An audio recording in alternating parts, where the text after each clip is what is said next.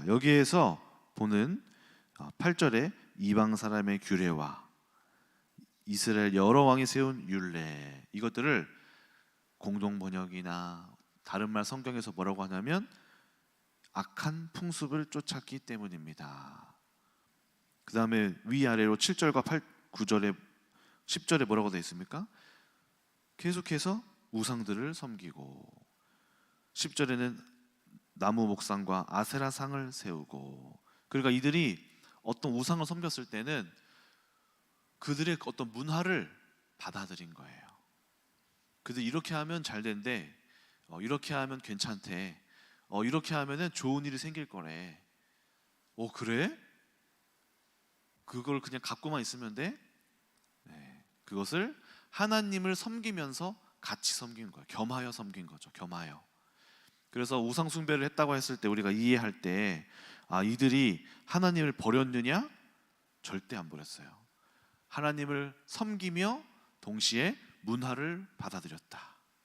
오늘날 풍습이란, 우리가 우상 숭배라고 좀 재정의를 해볼 때 오늘날도 마찬가지로 우리의 풍습은 무엇일까요? 하나님을 섬기면서 세상의 풍습을 받아들인다, 이렇게 저는 정리할 수 있을 것 같아요.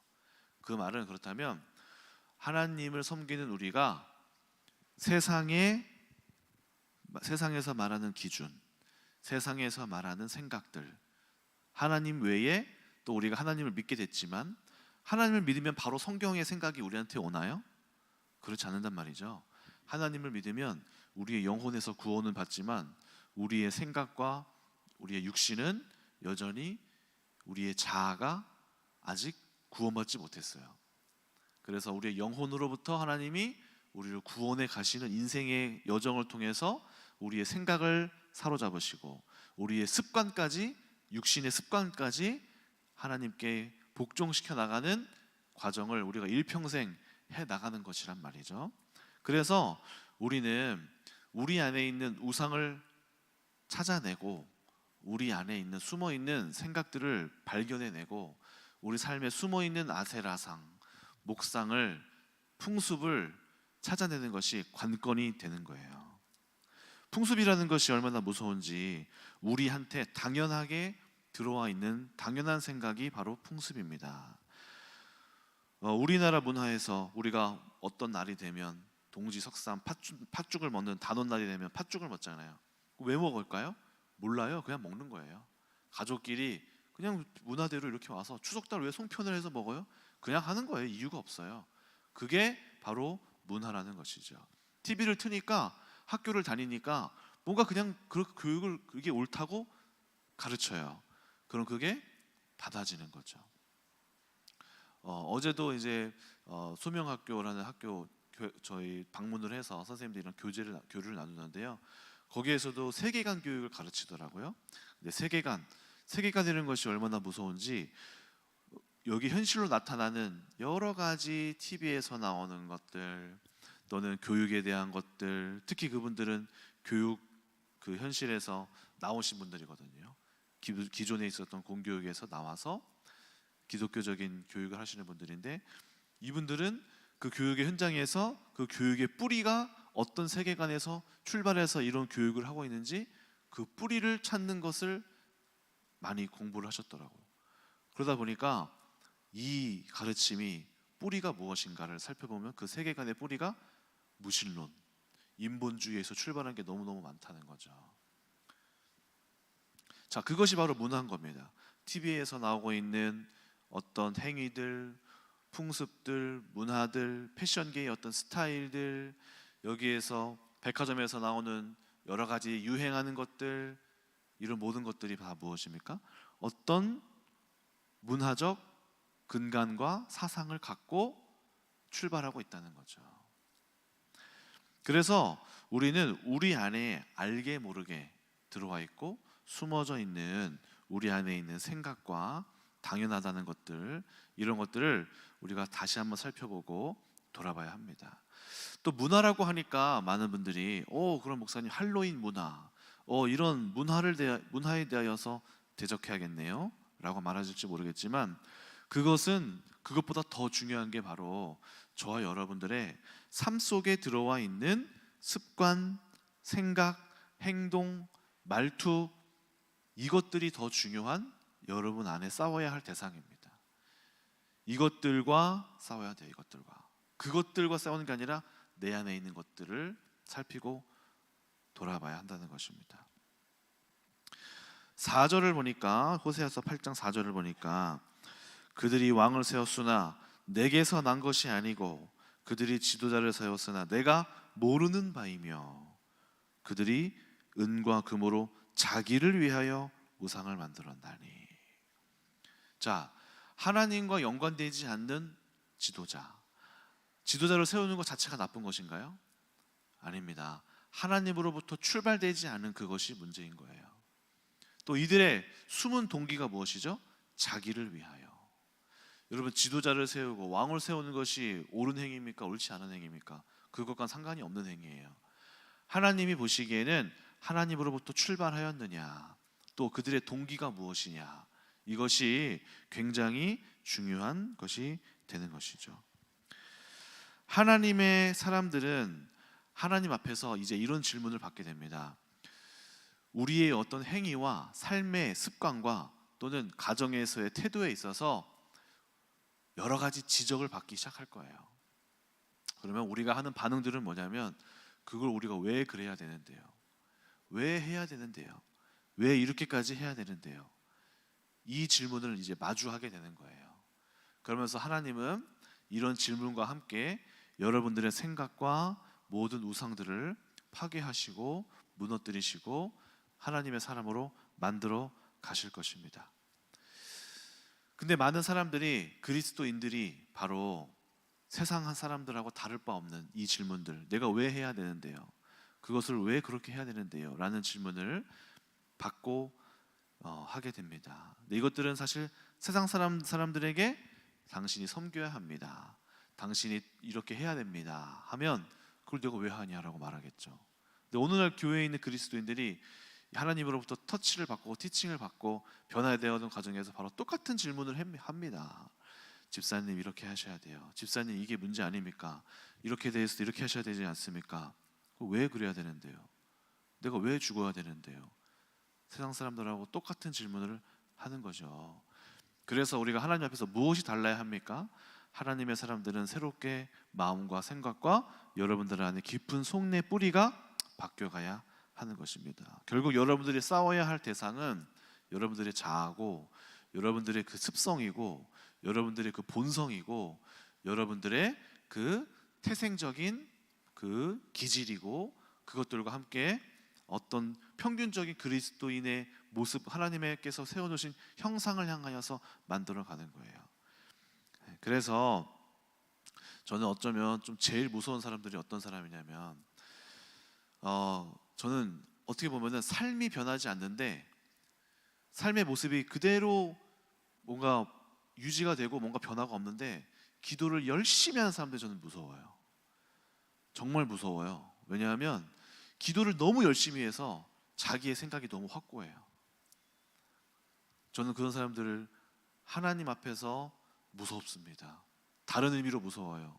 존중하는 말에 무서운 게 아니라 그 고집이 꺾이지 않아서 무서운 거예요. 이렇게 될 경우도 있어요. 기도를 열심히 하는데 마음이 변하지 않아요. 제일 무서운 거예요. 그래서 하나님의 사람들의 특징은 일단은 자기의 자아가 말씀을 잘 듣고 고집이 꺾이고 자기가 들을 수 있는 마음이 되고 하나님 앞에서 변화할 순서가 되고 기꺼이 받아들이고 순종하고 자신을 직면하고, 이게 1번이에요. 1번. 기도 열심히 하는 게 아니라. 그래서 하나님은 결국에는 어떤 능력자, 기도하면 낫는 사람, 이런 사람을 세우는 게 아니라 하나님의 보편적인 목적은 예수님 닮은, 하나님 닮은 형상, 예수 그리스도의 성품을 닮은 형상을 세우는 것이 하나님의 최우선의 목적이에요.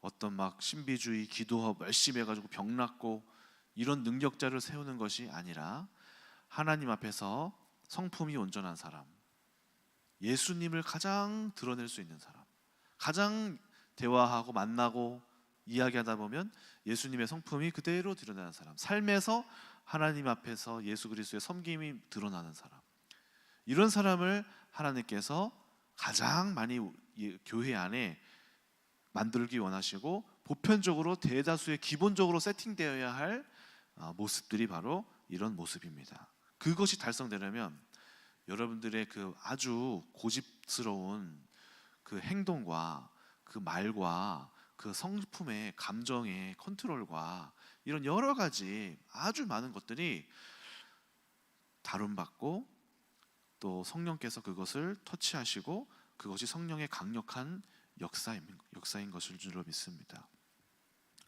요한복음 14장 16절을 한번 살펴보겠습니다. 요한복음 14장 16절. 요한복음 14장 15장은 이제 성령께서 어떻게 우리 가운데 오시는지 예수님이 전해 주신 말씀인데요. 요한복음 14장 16절. 내가 아버지께 구하겠으니 그가 또 다른 보혜사를 너희에게 주사 영원토록 너희와 함께 있게 하리니 그는 진리의 영이라. 세상은 능히 그를 받지 못하나니 이는 그를 보지도 못하고 알지도 못함이라. 그러나 너희는 그를 아나니 그는 너희와 함께 거하시며 또 너희 속에 계시겠음이라. 또 27절 볼까요? 평안을 26절. 보혜사 곧 아버지께서 내 이름으로 보내실 성령 그가 너희에게 모든 것을 가르치고 내가 너희에게 말한 모든 것을 생각나게 하리라. 여러분들은 이 말씀을 어떻게 받아들이시나요? 성령께서 나한테 말씀을 주셔서 미래를 예지하고 내가 사람들을 고쳐내고 내 기도 한 방으로 사람들을 바꿔내고 이렇게 하는 걸까요? 성령님이 우리 가운데 오셔서 막 무당 점치는 것처럼 막 예언하는 기분 좋을까요? 그게 성령의 역사일까요? 성령께서는 우리 마음 가운데에 가장 본질적인 근본적인 하나님의 모습을 담도록 먼저 우리 안에 있는 어둠을 비추시고 죄를 드러내시고 하나님 앞에서 가장 예수님의 모습을 담도록 만들어가는 것, 이게 스승의 역할이고 여러분들로 하여금 마음 가운데 생각나게 해주시는 거고, 내가 어떤 여러 가지 행동 속에서 어떤 행동을 할까 할 때 하나님 편에서 어떤 것이 옳은지를 계속 말씀해 주시는 거. 이전에 하나님을 몰랐던 삶에서는 어떻습니까? 소위 내가 원하는 대로, 내가 기존에 해왔던 대로, 내 감정이 화가 나면 화나는 대로, 기분 나쁘면 기분 나쁜 대로, 좋으면 좋은 대로 기분 따라서, 이것이 불신자의 삶이란 말이죠. 그런데 하나님 앞에서 변화되어져 가는 삶을 무엇입니까? 성령님이 우리 안에서 그것까지도 터치하시고 말씀하시겠다는 거예요. 왜냐하면 그 안에 너무나 많은 것, 중요한 삶의 이야기들이 들어와 있기 때문이죠. 호세아서의 이스라엘이 왜 망했습니까? 선지자들이 예배를 열심히 드렸지만 예배와 삶이 분리가 되어 버렸기 때문에 그래요. 예배는 제사장으로 드리지만 삶에서 통치자들과 선지자들이 어떻게 했습니까? 뒷구녕으로 돈 받고 공의와 정의를 행하지 않고 삶 가운데에서 약자들을 내치고 이스라엘 왕이 백성들을 돌보지 못하고, 결국에는 삶에 굉장히 디테일한 이들의 심보, 이들의 욕심, 이들의 자아, 이들의 감정, 다 이런 것들 아닙니까? 이런 것들이 하나님 앞에서 다뤄받지 못했기 때문에 삶에서는 어그러지고 가정이 깨지고, 또 사사기에서 어떻습니까? 엘리 제사장이 자녀들을 훈계하지 못하고 제대로 가르치지 못하고, 아주 작은 부분이지만 제일 중요한 삶의 영역에서 다뤄받지 못했기 때문에 아무리 제사를 열심히 드리고 하나님 앞에서 예배를 매주 드리고 하여도 삶의 영향을 받지 못하니까 그 이스라엘은 무너져 버리고 만 것이죠. 그래서 신약 성경에 하나님께서 보혜사 성령을 각 여러분들의 삶 가운데에 찾아오게 하시고 양심 가운데에 동일하게 일하시면서 여러분들의 말과 행동과 감정을 터치하고 변화하고 다시 생각하게 하고 기존에 내가 자녀를 가르쳤던 방식도 다시 돌아보게 하시고, 부모님을 대하는 거라든지 자녀를 대하는 거라든지 친구를 대하는 거라든지 상사를 대하는 것에서라든지 기존에 해왔던 것들을 다시 깨닫게 하시고, 관계적으로 갈등을 주시면서 부딪히게 하시면서 마음에 어려움을 주시면서 고민에 빠지게 하시면서 무엇이 문제인지 보게 하시면서 하나님의 말씀을 그때 무엇이 옳은 길인지 주신단 말이죠. 그런 갈등이 오는 순간이 하나님의 길을 선택해야 될 그 영혼의 깊은, 왜냐하면 영혼은 우리의 선택지는 바로 마음의 깊은 곳에서부터 출발되기 때문에 그래요. 근데 마음에 어려움이 와야지 인간은 깊은 곳으로 들어가서 향방을 정하는 거죠. 그러니까 가치관을 흔드는 사건, 내가 이렇게 살아왔는데 이것이 잘못됐다고 가치관을 흔드는 그 깊은 곳까지 가야지 삶의 방향이 바뀌니까 하나님이 어려움을 주시고 고민에 빠지게 해주시고 아주 많은 고통을 주시면서 그 갈등의 자리까지 이끌어 가시는 것입니다. 그래서 우리는 성령께서는 아주 디테일하고 섬세한 가르침을 주셔서 예수님을 만들어 가게 하십니다. 그래서 우리는 섬세하게 역사하시는 성령을 깨달아야 돼요. 몇 가지를 한번 생각해 보면, 첫 번째는 성령께서는 여러분들의 본성을 터치하십니다. 성령의 음성은 우리의 기존에 살아왔던 다 태생이 다르고 기질이 달라서 어떤 사람은 온유하기도 하고 어떤 사람은 급하기도 하고 어떤 사람은 좀 느긋하기도 하고, 뭐 급하다는 게 나쁘다는 말이 아니고 느긋하는 게 좋다는 게 아니고, 느긋하면 게으를 수 있고 급한 사람은 빠릿빠릿할 수가 있잖아요. 이것들이 각자가 다 장단점이 있게 갖고 있습니다. 그런데 성령께서는 각자 그 갖고 있는 그 본성은 한편에 치우쳐 있어요. 그래서 이 편에 치우치다 보니까 반대편을 마주보지 못해요. 굉장히 이 안에 머물러 있단 말이죠. 그럼 성령은 어떻게 하십니까?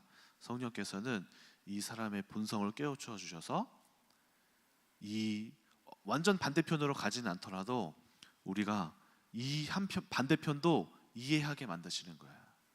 느긋한 사람은 그 빠릿빠릿한 사람이 얼마나 부지런하고 얼마나 성실하고 얼마나 움직이는지를, 그들의 장점을 보게 하시는 거죠. 그런데 빠릿한 사람은 삶에 여유가 없고 삶에 조급하고 이런 것들로부터 탈피시켜서 느긋함을 경험하게 하고 우리가 보지 못했던 것들을 보게 하시는 거죠. 그러니까 하나님은, 성령께서는 우리 안에서 양면을 고루고루 이해하고 누릴 수 있도록 우리를 이끌어 가신다는 거예요. 우리가 한편에 머물렀기 때문에 오는 문제들, 이것들로부터 탈피시킨다는 것이죠. 심지어 제가 우리 다뤘던 청년 중에서는 아주 영적인 청년이 있었어요. 하나님을 사랑하고 성경 읽기를 좋아하고 하나님 안에 거하기를 원해요. 근데 제가 이 친구를 보다가 이걸 느꼈어요. 세상에 대하여서 거부를 해. 세상을 악으로 여겨요. 세상의 지식을, 학교에서 수업을 듣는데 세상의 지식을, 교수님들의 가르침을 하찮게 여겨요. 그래서 제가 얘는 치우쳤다. 너 나랑 얘기해보자. 나눔을 하다 보니까 그게 보이는 거죠. 너는 영지주의야. 너 그렇게 하면 너는 하나님 앞에서 하나님이 우리에게 그렇게 부르지 않았어. 세상에 있는 것들을 거부하고 세상을 무시하라고 하지 않으셨어. 너 여기 안에서 하나님의 것만 좋다고 여기면서 하면 안 돼. 다른 청년들한테 어떻게 할까요? 다른 청년들한테는 그렇게 안 해요. 너 하나님 편으로 좀 들어와라. 하나님 편 안에서 이렇게 해야 되지 않겠냐. 그런데 이것만 보고 이것만 읽고 세상을 완전 무시하고 자기보다 낮게 보고 세상에 있는 지식을 하찮게 여겨요. 그러니까 세상적인 거 도전도 하지도 않아요. 쓸데없는 거라고 여겨서 치우쳤잖아요. 그렇죠? 이런 친구에게 가서 얘기해 주는 거죠. 세상에서 존중해라. 세상에 것도 배울 것이 많다. 또 우리 또 교회에 있어서는 또 박지성 지사님, 우리 김상현 사모님이 많이 얘기해 주셨죠. 박지성 지사님 얼마나 사람이 착한데요. 사람이 착하고요, 선하고요, 베풀고요. 지금도 그 사람의 본성은 여전히 자신의 시간을 계속 내어서 섬기고요. 굉장히 좋은 점이 많은 사람입니다. 그런데 이분이 한편에 치우칠 때가 또 있었어요. 자신의 것을 다 내어주는데 자신을 가난해지고 망하고 다 아주 쓸개까지 다 추운데 잠밥가루까지 다 내주면서 본인은 점점 굶어 죽기까지 가면서까지 내어주는 거죠. 너무 치우친 거죠. 그러니까 사모님이 오셔서 뭐 해주신 걸까요? 이거를 이 한편에 치우쳤던 거를 빼주는 거예요.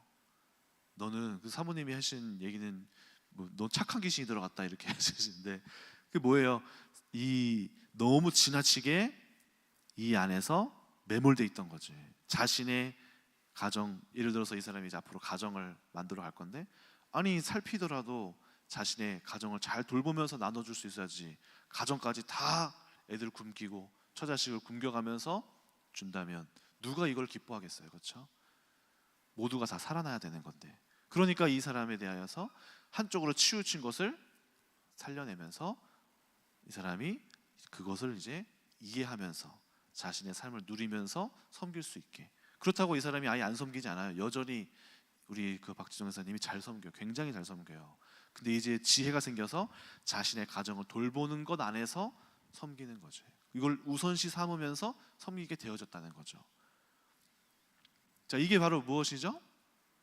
우리의 본성을 하나님 앞에서 다루시는 성령의 역사인 거죠. 저 같은 경우도 한편으로 치우쳤던 마음이 금요 예배 때도 설교했지만 무엇이 있습니까? 아, 무조건 이 강요하는 건 나쁜 거야. 아, 싸우는 거 안 좋아. 평화주의. 그런데 교육을 감당하고 요셉 지도자교 이 학을 하다 보니까 아, 이 갈등을 피할 수 없구나. 하나님이 검을 주시러 왔구나. 이거는 내가 회피할 게 아니라 마주해서 요청하고 이거를 같이 함께 싸워서 갈 일이구나. 이것은 내가 지켜야 될 일이구나 하고 저의 그 본성을 바꿔내신단 말이에요. 지금까지 엄청 평생 그러고 살았어요. 제 가치관을 하나님이 흔드시고 바꾸시면 우리가 거기에 맞게 순종할 수 있는 거. 사람이 하나님의 말씀에 맞게 이렇게 변화되어져 간다는 것이죠. 여러분들의 그 본성을 하나님이 다루신다는 것입니다. 또 성령은 어떻게 하십니까?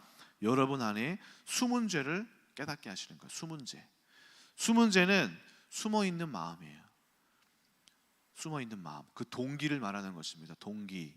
인간은 어떤 행동은 하지만 아주 머리를 계속해서 잘 굴리면서 합리적으로 바꾸기도 하고 자신의 동기를 감추고 의로운 모습으로 이렇게 확 바꿔서 선한 이유와 목적으로 그 행위를 하고 있다고 스스로를 속여요. 근데 하나님은 속지 않으시죠. 아나니아 삽비라가 어떻게 했습니까? 아나니아 삽비라가 다른 사람들이 헌신을 막 해서 하니까 자기들도 헌신하고 싶은 마음이 있었고 그러나 또 자신들의 마음에 다 드리지는 못하는 마음도 있었던 거죠. 근데 베드로한테 드렸을 때에는 어떤 마음으로 얘기했을까요? 우리가 땅을 드렸죠. 우리가 헌신을 했죠. 근데 그 숨은 동기는 모르죠. 어떤 이유로 했는지.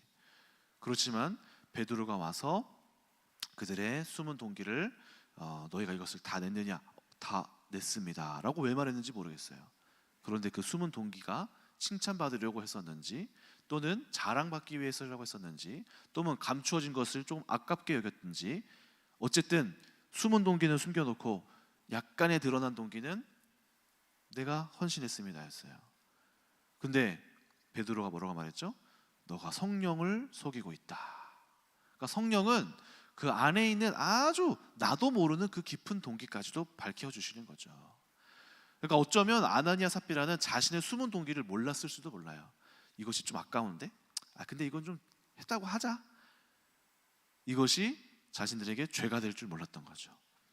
근데 저 같은 경우도 숨은 동기를 발견하는 것이 성령의 음성이라는 것을 나중에 알았어요. 제가 필리핀에 대학을 가서 한 2년 정도 코스를 거치면 미국에 있는 대학을 2년 내에 할 수 있거든요. 그리고 이제 미국에 가서 다른 학위를 여러 가지를 따오는 게 합리적으로 보면 굉장히 좋은 거예요. 뭐 그게 나쁜 겁니까, 여러분? 대학원 미국 가서 여러 가지 석사 학위 또 받아오면 좋은 거잖아요. 좋은 걸 수 있는데 그것을 제가 추진하고 가는 과정 속에서 사모님이 저를 비춰주셨어요. 그것이 과연 옳은지 한번 너의 마음을 정말 동기를 점검해 봐라. 찾고 찾다 보니까 뭐가 나오냐면은 제 친구가 저한테 형, 한인교회 가면 여자들이 많아. 전도사들이 결혼을 잘해. 그래? 했었던 말이 제 마음속에 알게 모르게 있었던 거죠. 또 저도 모르게 여기 이 교회에서 탈피하고 나가고 싶었던 그 욕망, 세상으로 나가고 싶었던 욕망, 외국에서 학위를 받으면 좋은 것이라는 뭔가 내가 하나가 클래스가 뭔가 올라간다 하는 그런 마음의 욕심, 이것들밖에 없던 거예요. 그게 사실은 뭐 괜찮은 동기가 될 수 있죠. 도전할 수 있는. 근데 선한 하나님의 출발이 아니었다는 거.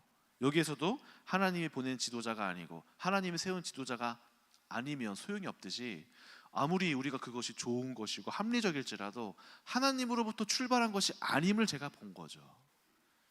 나로의 육신의 생각으로부터 뿌리가 육신의 생각이었구나.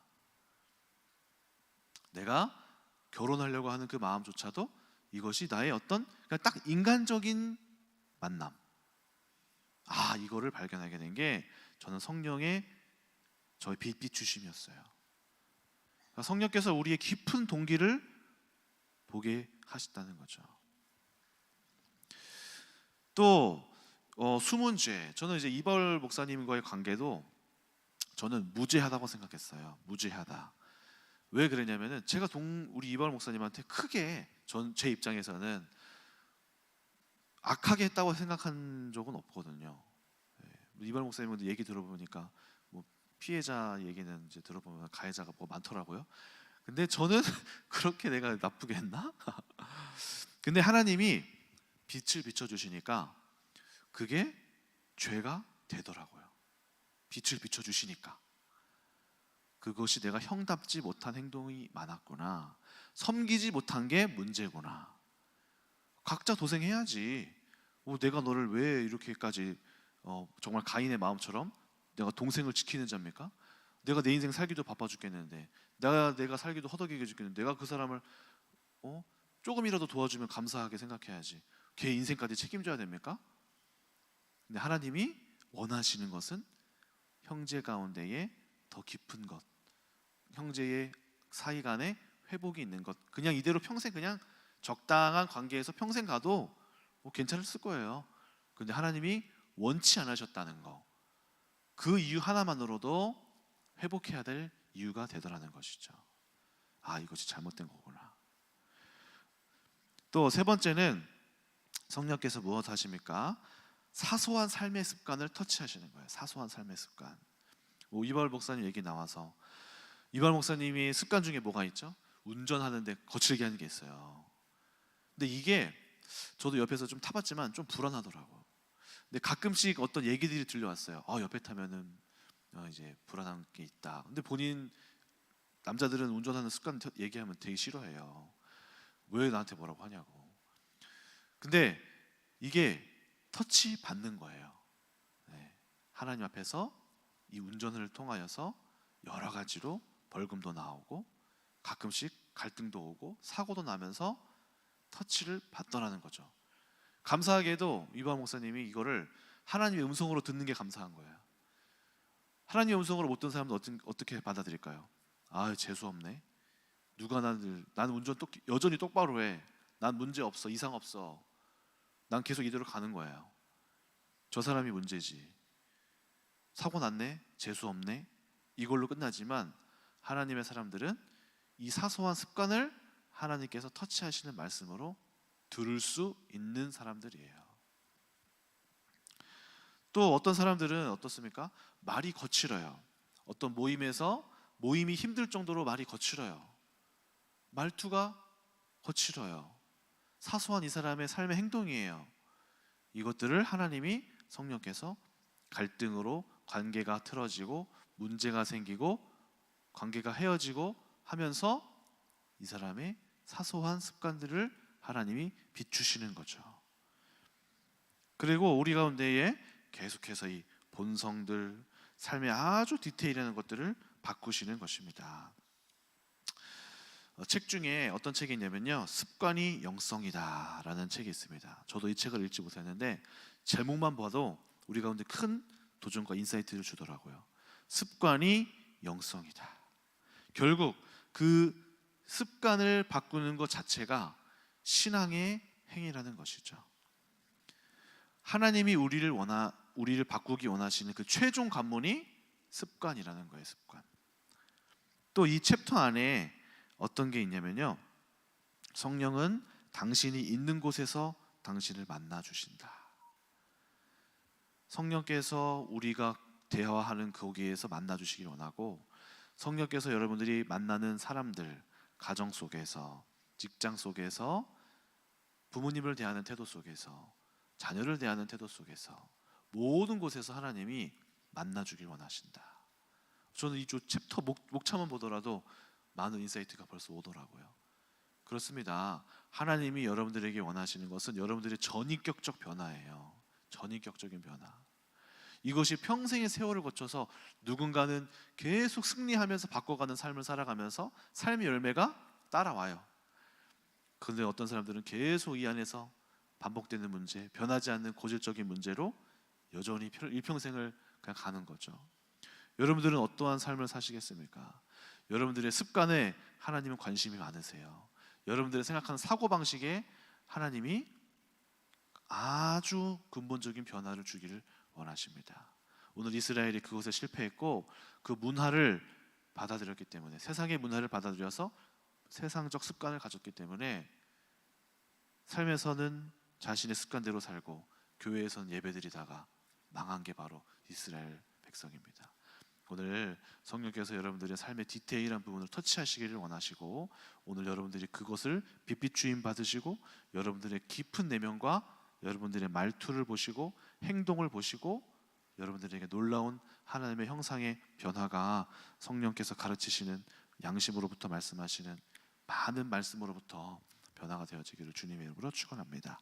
기도하겠습니다. 하나님 아버지, 무엇이 하나님의 역사입니까? 기적이 일어나야 됩니까? 우리의 기도가 나날이 응답되어야 됩니까? 성령의 역사는 무엇입니까? 우리의 깊은 내면을 살피시고 우리의 영혼 깊은 곳에서 우리의 자아를 예수 그리스도의 형상 닮게 만드시는 것이 놀라운 하나님의 역사이고 변화인 줄로 믿습니다. 성령께서 끊임없이 우리를 향하여서 가르치고 계시는 성령의 음성을 우리 성도님들이 귀 기울여 듣고 하나님께서 비춰주시고 그것들로부터 계속 변함없이 변화하면서 하나님 앞에서 끊임없이 주님의 형상을 닮아가는 우리 성도님들 되게 하여 주시옵소서. 예수님의 이름으로 기도드립니다. 아멘.